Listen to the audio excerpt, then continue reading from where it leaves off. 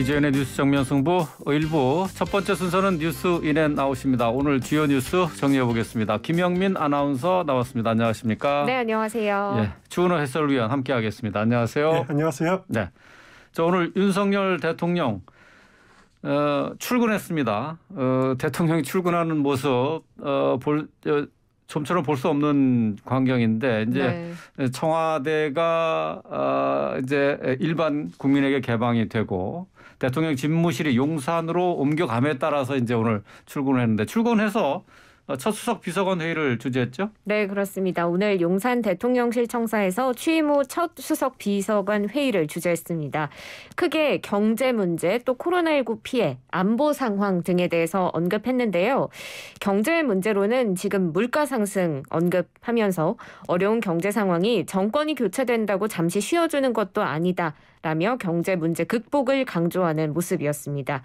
윤석열 대통령의 첫 수석 비서관 회의였습니다. 어떤 내용들이 오고 갔는지 좀 더 깊게 뉴스인 부탁드립니다.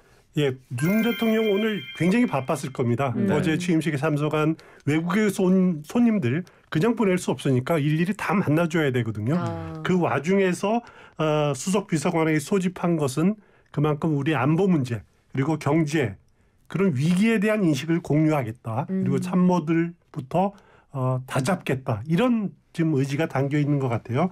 보통 대통령이 주재하는 수석 비서관의 내용은 잘 공개가 되지 않습니다. 네. 대통령의 모두 발언이라고 회의 제일 앞부분에 하는 그 발언 정도만 공개가 되고 대통령에게 어떤 보고가 진행이 됐는지 그리고 거기에 어떤 지시가 내려졌는지 또 참모들 간에 어떤 토론이 있었는지 이런 부분은 공개되지 않습니다.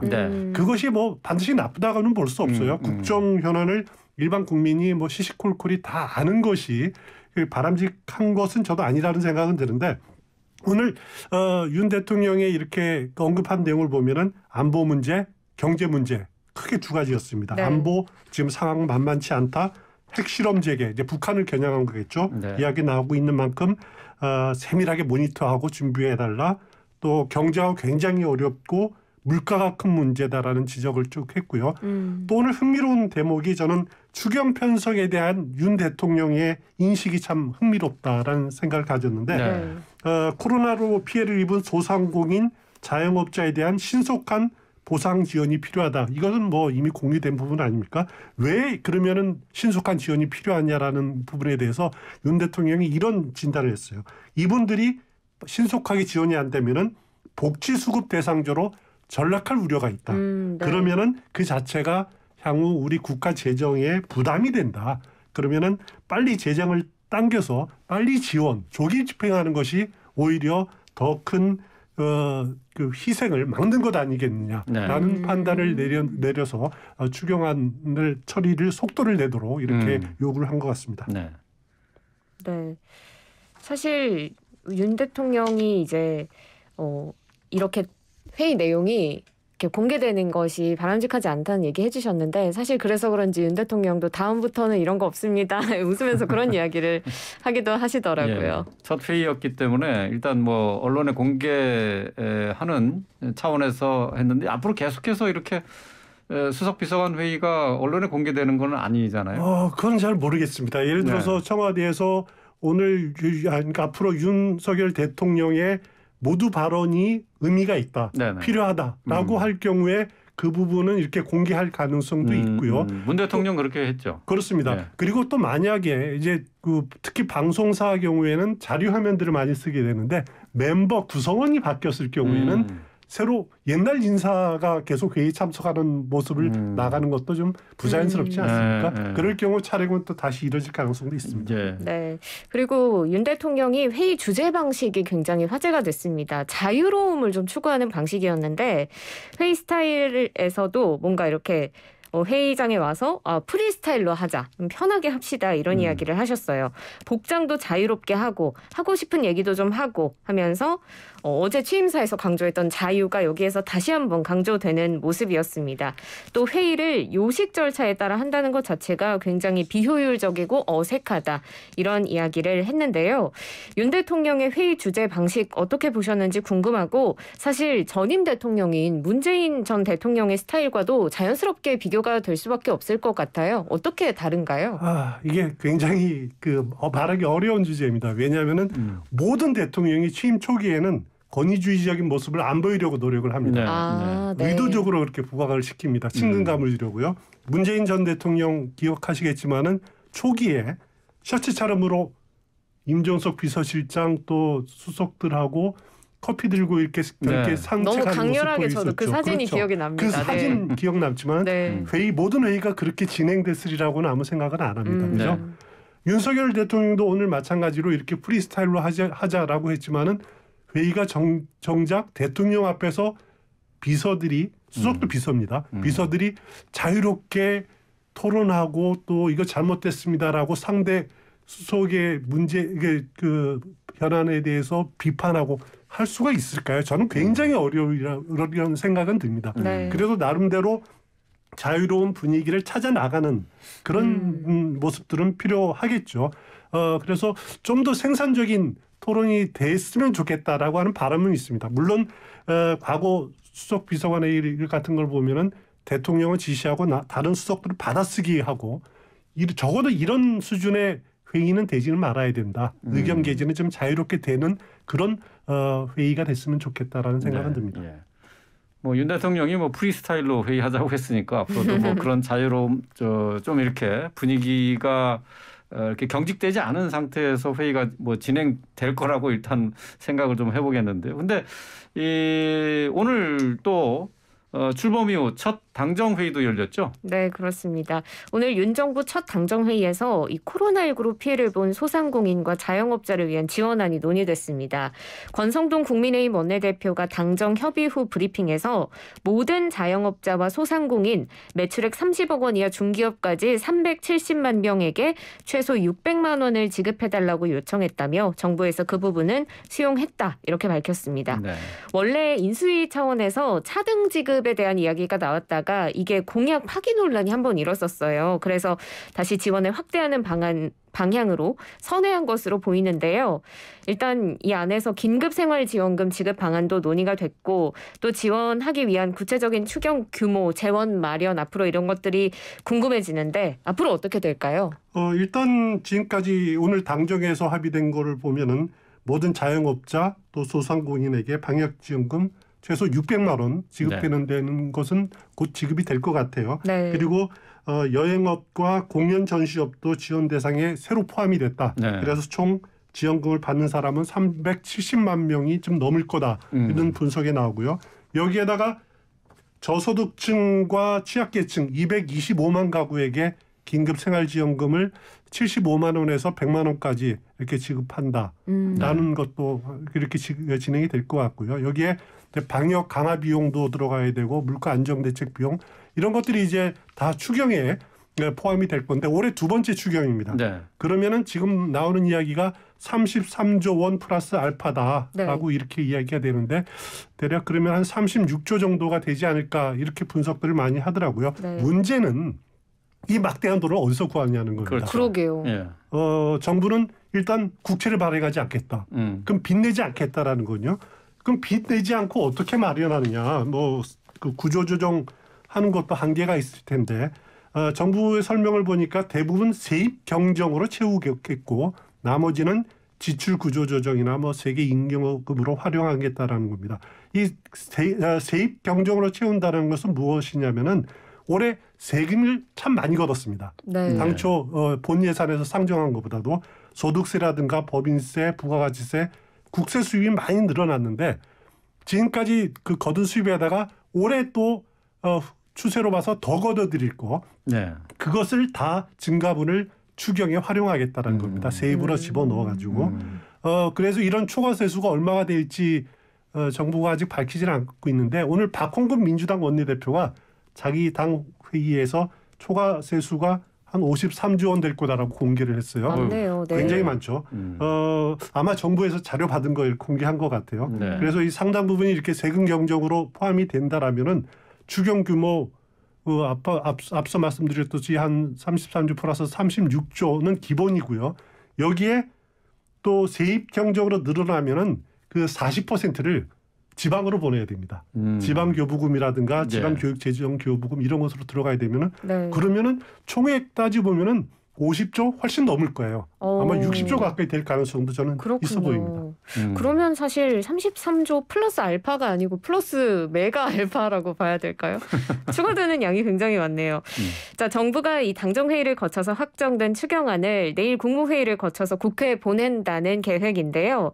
지금 아직 장관 다수가 임명이 안 된 상태이기 때문에 네. 의결 정족수가 될까 하는 그런 문제 제기도 있고요. 어떻게 보시나요? 네, 그렇습니다. 내일 윤석열 대통령 주재로 국무회의 열리는데 국무회의가 왜 열리냐면은 이 추경안을 빨리 확정을 해야 됩니다. 네. 우리 헌법에 보면은 예산안은 국무회의를 반드시 심의하도록 돼 있기 때문에 국회를 보내려면은 추경안 국무회의 절차가 필요하다는 거죠. 그런데 문제는 말씀하신 대로 윤석열 내각이 완전체로 출범하지 못하다 보니까 이거 과연 열릴 수 있을까라고 하는 거거든요.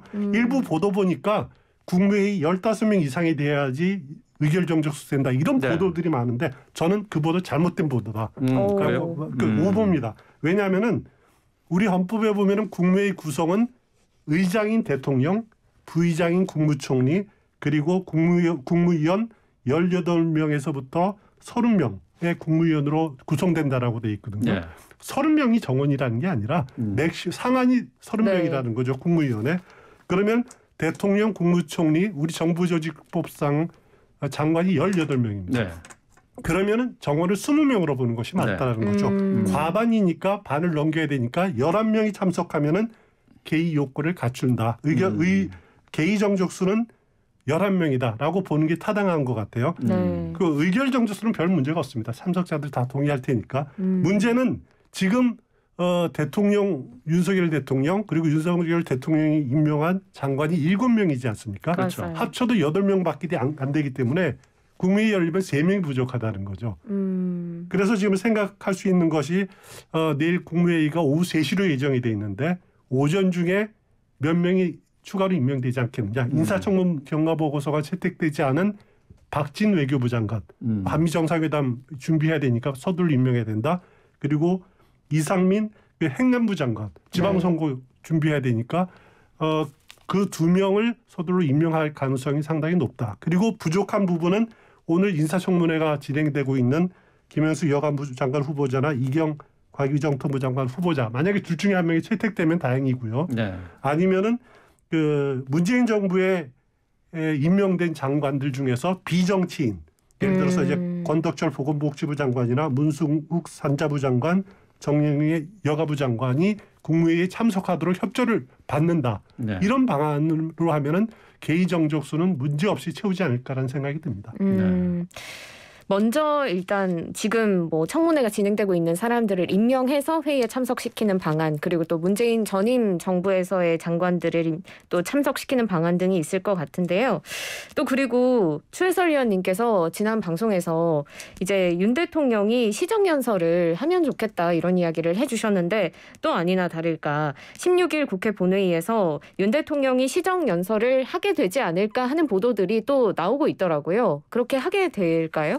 일단 추경 예산안을 내일 국무회의를 통과가 되면은 바로 국회로 보내질 겁니다. 그러면은 예산안 제출에 따른 정부의 시정연설을 아마 다음 주 월요일 정도 하게 될 건데 보통 추경 예산은 국무총리가 합니다. 네. 그리고 새해 예산안은 대통령이 하는 경우가 많은데 이번 경우에는 새 정부 출범이라는 그런 의미도 있고 그래서 또 한덕수 총리 후보자에 대한 임명 동의안도 막혀 있는 상황에 거대 야당의 협조가 필요하다. 네. 그렇죠. 그걸 구하기 위해서라도 윤석열 대통령이 나갈 가능성이 국회 본회의에서 시정연설에 임할 가능성이 저는 굉장히 높다라고 생각이 됩니다. 물론 일정이 확정될지 여부는 네. 그 대통령의 외부 행사는 모두 다 청와대 내부의 그 비밀 상황이기 때문에 확정은 이른 시간 내에 알려지지는 않을 겁니다만은 저는 굉장히 가능성이 높다라고 생각이 됩니다. 네. 네.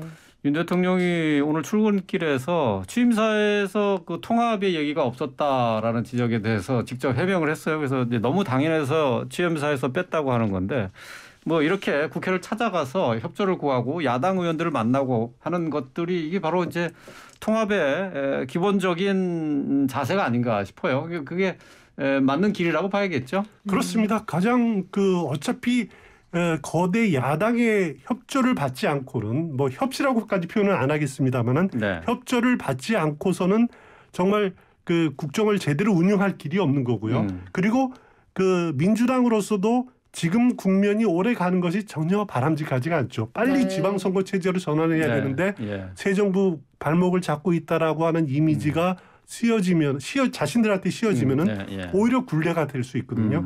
이 한계를 빨리 벗어날 수 있는 길을 윤석열 대통령이 터준다면은 네. 민주당도 손을 잡을 수 있을 거라는 생각입니다. 그리고 제일 중요한 거는 힘 있는 사람이 먼저 손을 내밀어야 됩니다. 네, 그것도 맞네요. 그렇죠. 예.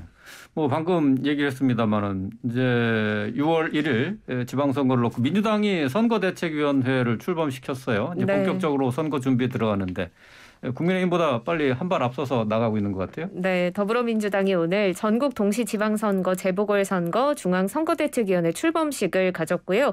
본격적으로 선거운동 준비에 들어갑니다. 총괄선대위원장인 이재명 상임고문, 또 박지현, 윤호중 공동비대위원장이 상임선대위원장을 맡게 됐습니다. 이재명 상임고문 인천 계양을 국회의원 보궐선거 후보로 확정됐고 오늘 출범식에도 참석했는데요. 아무래도 이제 이번 선거에서 최전선에서 선거를 진두지휘할 것으로 보입니다. 너무 이른 것 아니냐라는 목소리도 있고 선당 후사의 마음으로 나서야 한다 이런 목소리도 있거든요. 이재명 고문의 역할 어떻게 보시는지 여기서 뉴스인 부탁드립니다.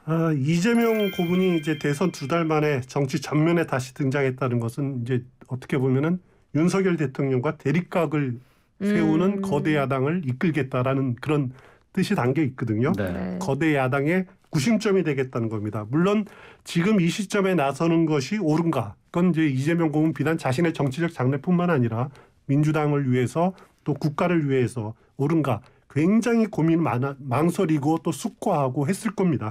하지만 이재명 고문이 이제 그런 고민들을 극복을 하고 일단 나오기로 한 이상 계기가 된 가장 중요한 것은 이런 것 같습니다. 대선 패장이긴 하지만 지방선거까지 내주면 어떻게 되겠느냐. 그러면은 자신의 책임론을 넘어서서 이거는 걷잡을 국정을 통제할 수 있는 길이 없다라고 하는 그런 위기의식 때문에 나온 것으로 생각이 되는데 이재명 고문이 자신의 활약으로 인해서 전국 과반 승리 이끌겠다라고 이렇게 공언을 했어요. 아마 이제 전국 과반 승리라는 것은 광역단체장 18명을 말하는 것 같습니다. 18명이 지난 대선에서 이재명 고문이 승리한 광역단체가 모두 7곳입니다. 네. 수도권에서 경기, 인천 2곳, 충청권에서 세종, 그리고 호남에서 전남, 전북, 광주, 또 제주 이렇게 7곳인데 18곳의 절반은 9곳이죠. 그리고 그렇죠. 과반이 10곳인데 과연 이재명 고문이 그러면은 대선에서 승리한 7곳을 합쳐서 그거는 이제 계속 유지해야 되고 나머지 추가로 2곳 내지 3곳을 더 승리해야 된다. 2곳을 더 승리하면은 서로 비겼고 3곳을 승리하면 승리한다라고 생각이 드는데 어디가 가능할까요? 서울, 남은 것은 서울, 충청권, 다른 지역, 또 강원, 영남. 여기서 2-3곳을 승리해야 된다라는데 만만치 않거든요. 그러게요. 그렇기 때문에 선거전이 어떻게 진행이 될지 좀 지켜봐야 될 것 같습니다. 예. 민주당의 박지현 공동비대위원장이 야당으로 치르는 첫 선거에서 반드시 이겨야 한다.